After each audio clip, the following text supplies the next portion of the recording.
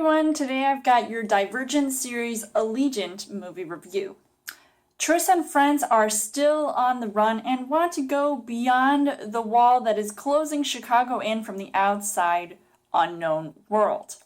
But what could they possibly find? So, as far as the story goes, this is the third movie in the Divergent series. Technically, this movie is part one, which is interesting that, it's become a trend now that movies, split the last movie into two films. And it's just, I feel like a little bit unnecessary at this point because there doesn't seem to be a lot going on in this film as a whole, even though it does try to get it intense at times.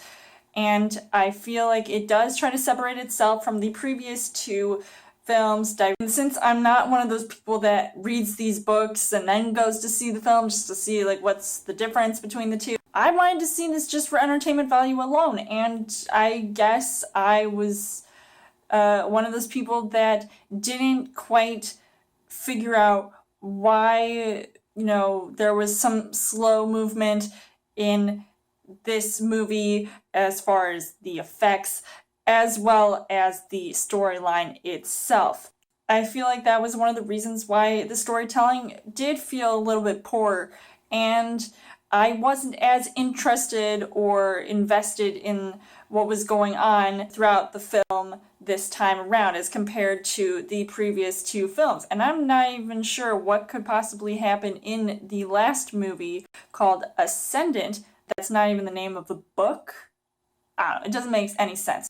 As far as the casting goes, you've got Shailene Woodley who plays Triss, and this time I feel like she has more of a responsibility this time around. She's taking on this role of this leader slash hero, and everybody is admiring her. People take her seriously this time around. I think she does stand out a lot in this film. I would say I'm a slight fan of hers, but I don't know. I just feel like there's something about her in this movie that I can't quite figure out why she acts the way that she does. I mean, she's not the worst part of this film, trust me.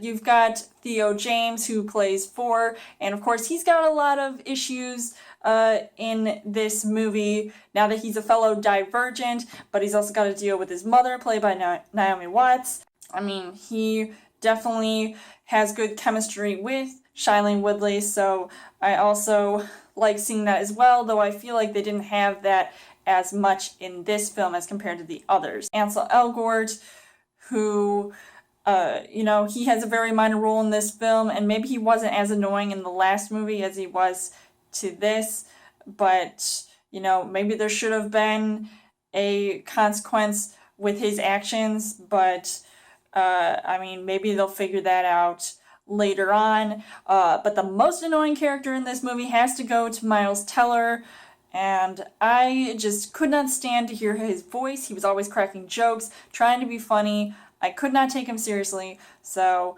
I just did not like him at all. Comes to this film, like Jeff Daniels, who plays this guy who claims he's from the future, David, who I feel like, has a really interesting role. He may not look like this evil guy, but he does tend to have some evil intentions, so I definitely find him to be a really fantastic actor, so I really loved him in this movie. The things that I did like about this film, obviously some of the visuals were pretty cool, maybe not the best that I've seen as compared to the other films, and I feel like maybe those were downplayed, but I did love seeing that wall stunt, which went by really fast, and I thought that was really cool because I do recall hearing interviews about how strenuous that whole stunt was, and I just thought that some parts of that scene were kind of predictable, but I won't really get into those. So the things that I didn't really like about this film,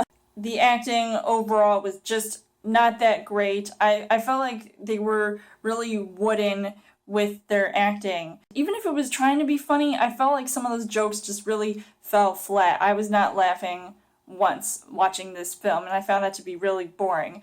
And of course you have all that bad CGI. It was just completely noticeable. I didn't really like it. I think that's what turned me off about this film. And also it was surprising to see all of these like slow motion scenes, like all of these shots in slow motion. I didn't understand like why they did that, and it just didn't feel as consistent with the other films. So overall, I would say that the Divergent series Allegiant I think is the worst film so far in the series. So I'm kind of on the fence about recommending it. I feel like maybe if you've enjoyed the other ones, you might have liked this, but I have been watching the first Divergent movie, and that I feel like is the best out of all of these so far. So I would give this 2 hearts on the heart rate scale. So let me know in the comments what you guys thought of the Divergent series Allegiant. How does this compare to the previous 2 films? How does this compare to the book? And what do you guys think of having this film being split into 2 parts, having the last movie being called Ascendant? And as always, you guys can subscribe to my channel. I've got more movie reviews, movie updates, come back every week for a Chill Thursday video. You guys can also like me on Facebook and follow me on Twitter, and I will see you guys later.